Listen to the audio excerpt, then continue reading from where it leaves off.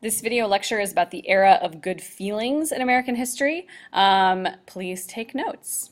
So this period kind of extends from about 1817 to about 1828, which is where we're going to pick up later this week with Andrew Jackson. So first, to understand the era of good feelings, we have to kind of go back a little bit in time and talk about two revolutions that happened in America between about 1800, or even maybe a little bit earlier, and about 1828. So the first is the Industrial Revolution, which happens first in England and then it spreads to America. Basically, the Industrial Revolution is the shift from hand labor to mechanized work. So if you were grinding flour in the American Republic up until about this time, you would have been doing it by hand, using something like this, where you have kind of a mortar and pestle situation. When the Industrial Revolution starts, suddenly we start getting machines that do that work instead of having to do everything by hand. These machines are not necessarily like robots, they're not super complicated, but in the example of something like a flour mill, you're using water as a kind of constant means to turn a wheel that turns gears, that turns a millstone inside the mill, and that grinds that wheat down into flour. It's similar to this, but much more less labor intensive, much more efficient. So in the Industrial Revolution in America, there's a couple really important things that happen. Eli Whitney is an inventor who puts together what's called the cotton gin. That's this contraption over here. Which is used to extract the cotton boll, B-O-L-L, boll, the fluffy part of white cotton from the plant, which is quite thorny and kind of hard to get to. Totally revolutionizes the way that cotton can be manufactured in America because it's gets much easier to pull out of there. Things like the cotton gin themselves become possible because of something called machine parts, which is the invention essentially of different parts of machinery that can be created in factories using standardized technology so that you start seeing gears that are produced in various gauges and can be used in lots of different factories. So it kind of is like a kind of fulfilling prophecy of the Industrial Revolution. If you build sort of machines and you build machines to make those machines, everything becomes more productive. One industry that makes use of this really extensively is the textile industry, which is making fabrics in America. So before, you would be weaving things with a loom together by hand, and then they start inventing mechanized spinning jennies to make this process a little bit faster. In places like New England, particularly around like New Jersey, a system crops up called the Lowell System that actually employs women more than men to work in these mills. So suddenly women are coming into these communities, they're young, they're unmarried, they're making some extra money to kind of help their families or help their future dowry. So we have the introduction of women into the workplace in a meaningful way for the first time during this period. And they have a very interesting living situation in the Lowell factories. Women live in boarding houses that are attached to the factories. So they live where they work. They go to cultural events in the evenings. They go to church together on Sundays. It's almost like being at boarding school, except that you also have to make textiles at the same time. But this is significant because women are starting to earn their own wages, and they've been doing work for centuries at home, but not necessarily getting paid for it, so it's a big deal. The other major revolution that happens during this period is called the market revolution. This doesn't have as much to do with mechanized labor, but it has a lot more to do with buying and selling goods. So because of the increases in technology, proliferation of machine parts into different sort of areas of American manufacturing, new transportation mechanisms are being invented during this time as well. Steamboats are making it possible to send goods down the Mississippi River, which you may remember from our class on Thomas Jefferson, becomes a really important trade route after 1803 with the Louisiana Purchase.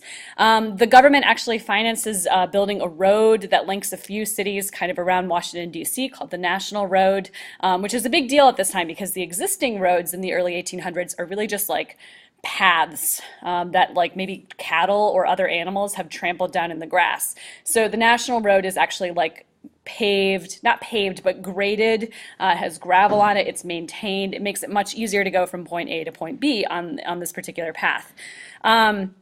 The Erie Canal is also built at this time. This is a huge project that ends up linking New York City all the way from the east to the Great Lakes in the middle part of the country by digging a man-made waterway. If you have so much stuff that you're sending, so many tons of freight, that it's not feasible to use a steamboat or the road, you can put that all on a barge and then have it floated down the canal from one place to another. It's a much faster way of transporting goods. And suddenly, now the Great Lakes region, including Chicago, sees a lot of development because we become a market for people to buy and sell things. People on the frontier can now send things back to the East Coast and vice versa.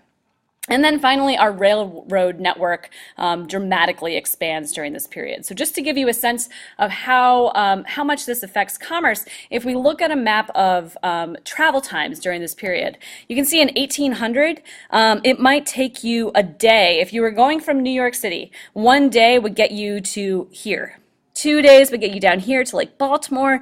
3 days would maybe get you down here to the Chesapeake. It would take you almost 2 weeks to get all the way down to Florida or all the way out here to like Ohio in 1800. By 1857, when there's a much greater network of railroads, that's what these lines are, kind of linking all these different areas, as well as canals, you can get anywhere in the Northeast within a day. That means that things that you're trying to sell to people can get anywhere in this area within about a day. So that makes it a lot easier for you to make a profit a lot faster if you are making things that people want to sell during this period, or get things that you want to buy a lot faster. So the next part of the era of good feeling, people are maybe feeling good because manufacturing is increasing. It makes it easier for them to buy goods. It makes it easier for them to maybe buy fine things that make them feel happy and make them feel secure. But there's a foreign policy component of this as well, or a political component. So first of all, after the War of 1812, when we had two major political parties, the Federalists and the Jeffersonian Republicans, the Federalist Party sort of disintegrates. It kind of ceases to exist. So there's really only one political party in America for a stretch of about 20 years. And those are what are called the Democratic Republicans, which is sort of confusing. Focus on the Republican part. They are the heirs of the Jeffersonian Republicans, the people who believe in sort of the agrarian vision of America. They believe in states' rights.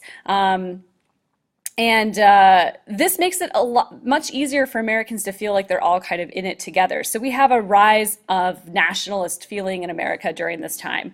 Nationalism is sort of pride in your country, sometimes excessive pride in your country. But at this point, this is really a unifying feeling. People really start identifying themselves as Americans instead of Northeasterners or Southerners or South Carolinians or what have you. There's also a kind of a warning shot that we send out to the rest of the world during this period, mostly a warning to other European countries that are maybe trying to meddle in the North American continent. In 1823, the president at the time, James Monroe, makes a speech where he says, among other things, "The American continents, by the free and independent condition which they have assumed and maintain, are henceforth not to be considered as subjects for future colonization by any European powers." This is a bold statement, and later this becomes known as the Monroe Doctrine, this idea that North America is sort of off limits to Europeans. Every president basically after Monroe has followed this doctrine to some degree, which is sort of interesting. Essentially what this says is this land is ours. And all of these Europeans, especially after the War of 1812, where we're in conflict with Britain, there's interest in France, there's interest from Spain and Portugal in kind of colonizing parts of Latin America. And this tells them keep out of, at least of the United States of America. So this is good. We're kind of nationalist feeling. No one's going to mess with us. But some historians have said that the era of good feelings is somewhat a misnomer because there are some issues during this period.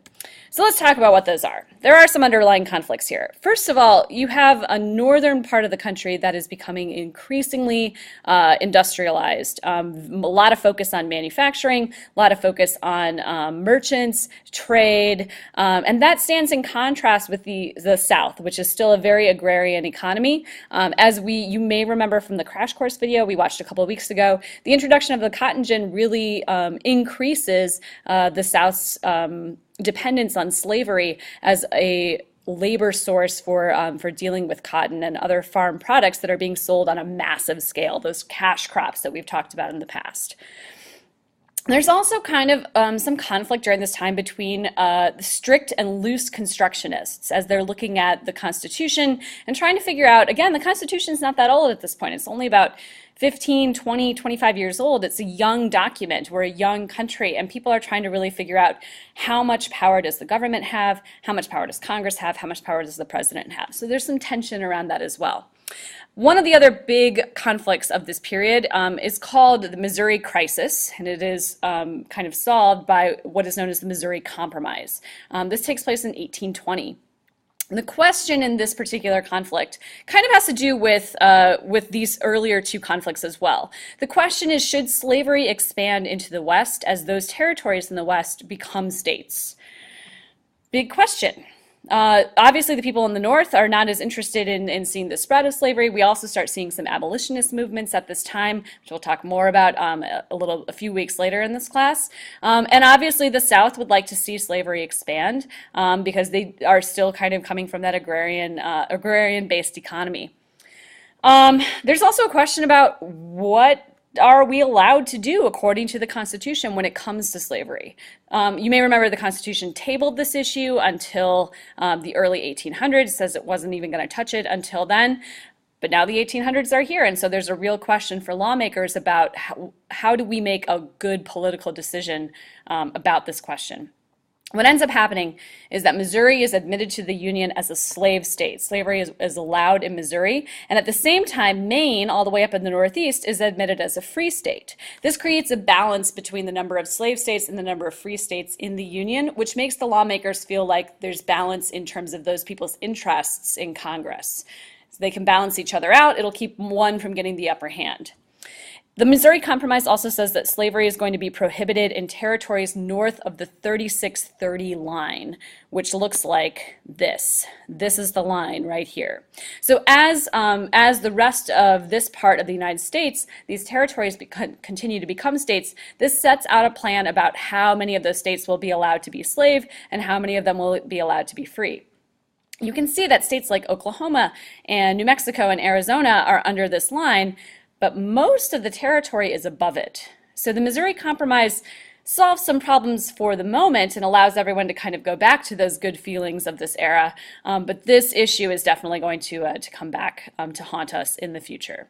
And we'll talk much more about that in a few more weeks.